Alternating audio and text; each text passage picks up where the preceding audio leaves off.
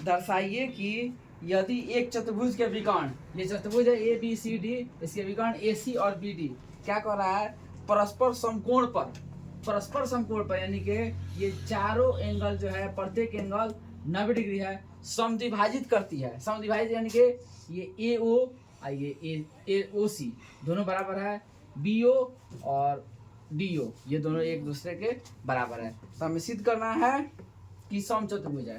तो समचतुर्भुज, इसको हमको क्या सिद्ध कर देना है कि समचतुर्भुज है। तो समचतुर्भुज का विशेषता क्या होता है कि समचतुर्भुज का विशेषता होता है कि समचतुर्भुज के विकर्ण एक दूसरे को समकोण पर समद्विभाजित करते हैं, ये तो है इसमें। और दूसरा विशेषता, चारों भुजाएं आपस में बराबर होती है, इसमें भुजा बराबर नहीं है। तो सबसे पहला हम काम क्या करेंगे कि इसमें भुजा को बराबर करेंगे, चारों भुजा को बराबर करेंगे। माना कि ए बी सी डी एक चतुर्भुज है जिसमें विकर्ण ए सी तथा बी डी एक दूसरे को समकोण पर समद्विभाजित करते हैं, समकोण पर समद्विभाजित करते हैं, अर्थात उसके बारे में भी लिख दे क्या, ओ ए बराबर ओ सी, फिर से ओ बी बराबर ओ डी तथा ये हो गया। और फिर ये सभी एंगल को जो है 90 डिग्री लिख देंगे। Angle A O B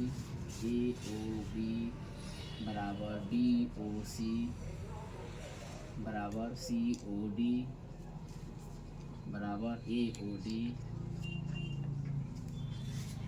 90 degree हो गया। तो अब सिद्ध करना है, सिद्ध करना है ए बी सी डी एक समचतुर्भुज है, अर्थात समचतुर्भुज के लिए जो भी पॉइंट है ये सब तो ऊपर दे ही दिया गया है, बस इसी वो पॉइंट की कमी है। चारों भुजा बराबर, ए बी बराबर बी सी बराबर सी डी बराबर ए डी। प्रमाण, प्रमाण हम कहाँ से स्टार्ट करेंगे, तो प्रमाण स्टार्ट कर दे। सबसे पहले हमको ए डी और बी सी बराबर सिद्ध करना है। तो ए डी और बी सी बराबर सिद्ध करना है, तो ये दो त्रिभुज में ये और ये देंगे त्रिभुज बी ओ सी तथा त्रिभुज ए ओ डी में क्या है, बी ओ सी और ए ओ डी। बी ओ सी में ये ओ बी बराबर ओ डी, ओ बी बराबर ओ डी दिया है। फिर ओ सी बराबर ओ ए, ओ सी बराबर ओ ए ये भी दिया है। तीसरा प्रमाण हम लोग ढूंढे।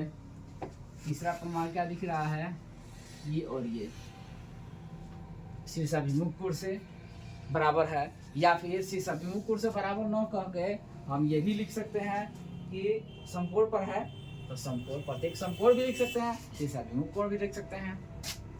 एंगल बी ओ सी बराबर एंगल ए ओ डी, शीर्षाभिमुख लिख दे रहे हैं, हालांकि समकोण भी है दोनों। तो क्या हो गया, त्रिभुज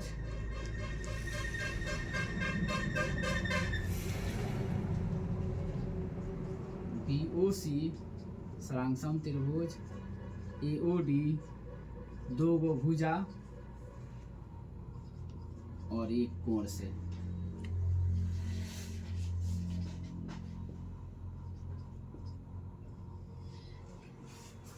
अब क्या हो जाएगा, तब तो भुजा भी बराबर हो जाएगा BC AD CPCT से। BC बराबर AD CPCT से। हम ये पहला प्रमाण लिख दिए। दूसरा प्रमाण क्या लिखेंगे फिर CPCT से, क्या है, ये वाला एंगल और ये वाला एंगल, ये दोनों एंगल बराबर है तो क्या लिखेंगे, एंगल OBC। एंगल OBC बराबर वो एंगल AD, OBC और ADO, एंगल ADO। ये भी CPCT से बराबर है, ठीक है ना। और साथ ही साथ एकांतर कोण का भी युग्म है। ये और ये कोण एकांतर कोण का भी युग्म है, लिखेंगे एंगल OBC तथा एंगल ADO अंतः एकांतर कोण युग्म है। तथा क्या हो जाएगा, जब अंतः एकांतर कोण युग्म है तो क्या हो जाएगा, AD समानांतर BC।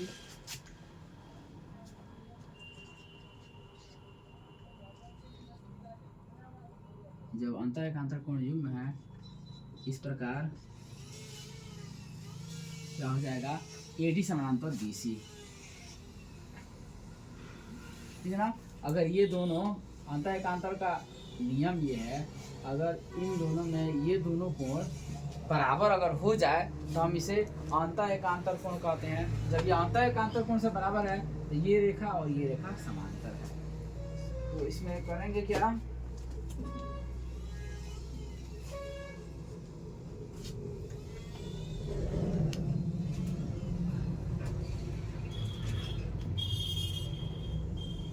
अब हमारा प्रूफ क्या है कि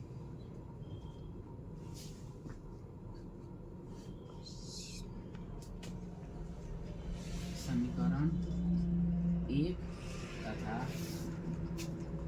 2 से क्या मिल रहा है कि जब समीकरण 1 तथा 2 से क्या है कि ABCD एक समांतर चतुर्भुज है।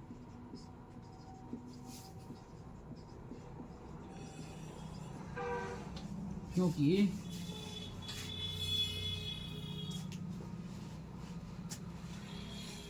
AD बराबर BC तथा AD समानांतर BC है।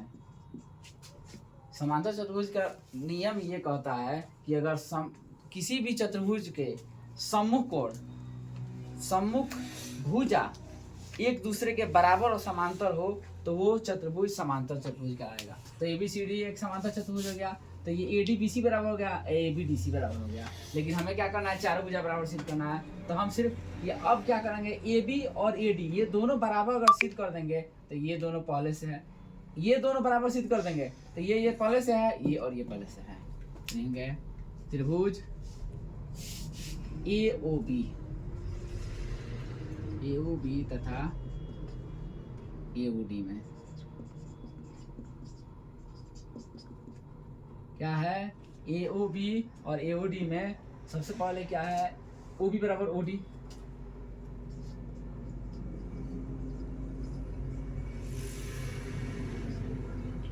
दिया है। दूसरा OA बराबर OA,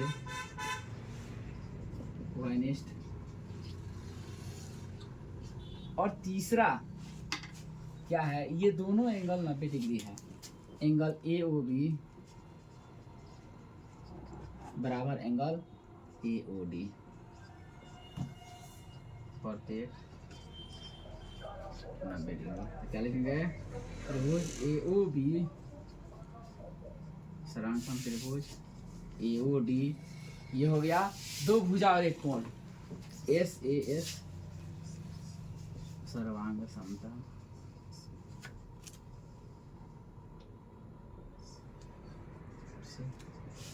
तो इसमें क्या हो जाएगा, ए बी बराबर ए डी, ए बी बराबर ए डी, ये हम रख रहे हैं समीकरण 3।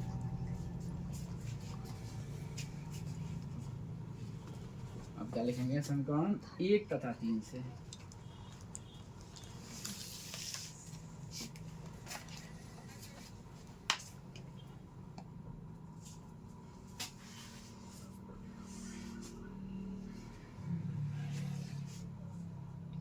समीकरण 1 तथा 3 से ए बी बराबर बी सी बराबर सी डी बराबर ए डी। यहाँ देखने वाली बात यह है कि जब हम समांतर चतुर्भुज सिद्ध कर दिए हैं, तो जब समांतर चतुर्भुज सिद्ध कर दिए हैं तो ए डी के बराबर बी सी भी है, ए डी के बराबर बी सी है, ए बी के बराबर ए डी भी है, तो सब एक दूसरे के बराबर हो गया। लेंगे अतः ए बी सी डी एक सम चतुर्भुज है।